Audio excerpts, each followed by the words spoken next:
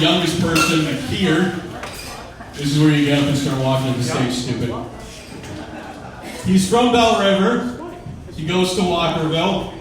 It's he, right? Yes. Perfect. More applause for Lewis Brady. Look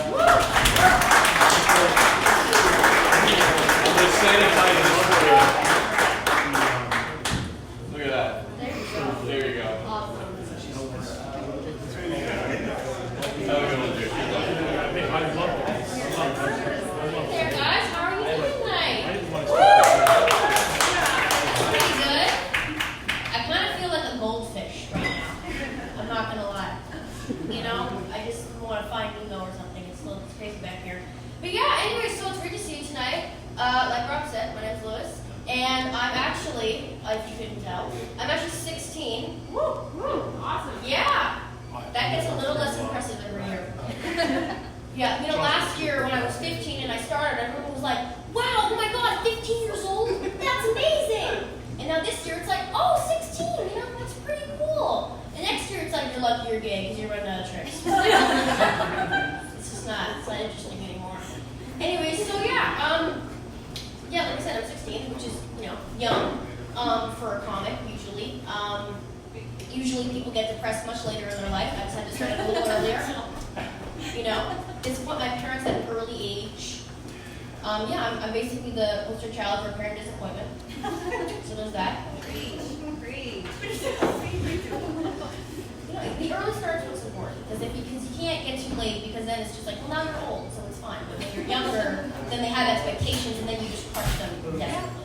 So there you go. Yeah, and you know, being young, obviously the pandemic, you know, it's turned a lot of people's lives upside down, and a lot of people are saying, oh my God, my life is so different, and it's changed so much. And what's kind of sad is the pandemic hasn't really changed my life a lot. You know, I stay at home, I don't talk to anyone, hang out with my parents. You know, the only time I ever leave the house is when I'm helping them go grocery shopping. So, not a lot has changed for me. Yeah, and another sucky thing about being a kid is when you're young, you can't get away with a lot of things that like other comedians can get away from because, you know, they can talk about sex stuff and genital things and such, you know, grown up. I don't know. I don't know what happens. It's the educational system at its work, but yeah. And it's weird because, you know, so they can get away with it. Meanwhile, if I talk about anything remotely inappropriate, everyone's like, what kind of screwed up daycare center did you escape from? It's terrible. It's absolutely terrible. And, you know, going more, you know, some little more things about me. Like I said before, or maybe I didn't say it, but I'm transgender. Yeah, I think so. Oh, okay. No, I see. It's a little late for that. There's a pause before that clap. You can't just be like, now I feel bad. And gender fun. It's not fun. It's actually terrible. And no, being transgender is awful. Awful's a good word I would say. But something really fun to do is I love to confuse heterosexuals. Well, it's just the best thing to do in my life. So it's the only thing that brings me joy. Yeah. So, and I mean, it's pretty easy to confuse heterosexuals. I look like a brunette Ellen DeGeneres. So, you know, it's not that hard. But one of my favorite things to do is I like to go to a mall, grab some gender-neutral clothing, go to the back of the store, and, you know, usually there's some lady there named Susan. She goes, hi, how are you? How can I help you today?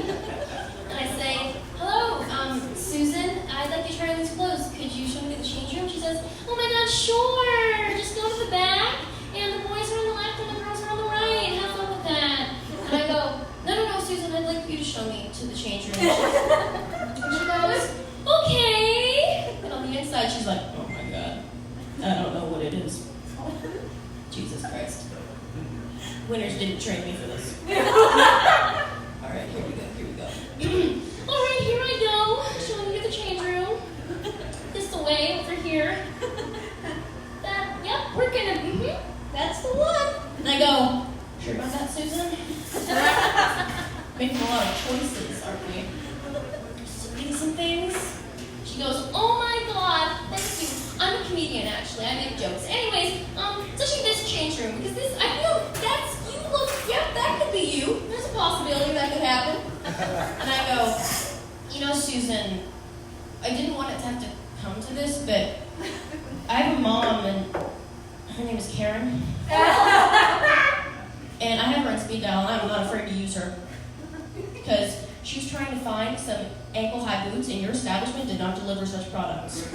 So she's kind of in a tizzy, so I would watch it. Susan. And then she's like, oh my god, so we have this magical thing just for you. It's called Family Changer. You can go there now. And yeah, so that's basically what I do on the weekends. At least that's what I did do before the pandemic. Just, you know, stopped all that. Yeah, and also another thing about being transgender gay comedian is I had to come out to my parents 3 times. That's 3 times more than I would have liked to done that. So, you know, the first time, I go, Mom, Dad, I'm gay. And they go, oh my god, that's great. Congratulations, live your best life. I love you. Cool. Anyways, go do your homework. And then the second time, it's a couple months later, and I go, Mom, Dad, I'm transgender. And they go, okay. I mean, alright. She, he, him, her, what? I don't really know what to do about that, but we'll figure out what to do. And the third time, I go, Mom, Dad, and they're like, Jesus Christ.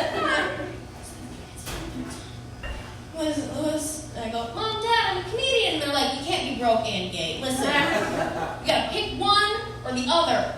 It's just ridiculous. And yeah, so gender is crazy. Gender is some crazy stuff. And you know, my last joke of the evening. Another thing about my generation specifically is, honestly, I am worried when all of when all of the older people die. I'm a little worried about us, you know? Us millennials, our Gen Zs, whatever they call us now. You know, with all our liberal arts degrees, and you know, I honestly don't think like Becky on Snapchat is like looking to go into skilled trades, I'm sorry. But like, Instagram isn't gonna pay your bills, Becky. So when the economy drops and the world's on fire, you can thank my generation for it. So have a lovely evening, and I hope you have a good day.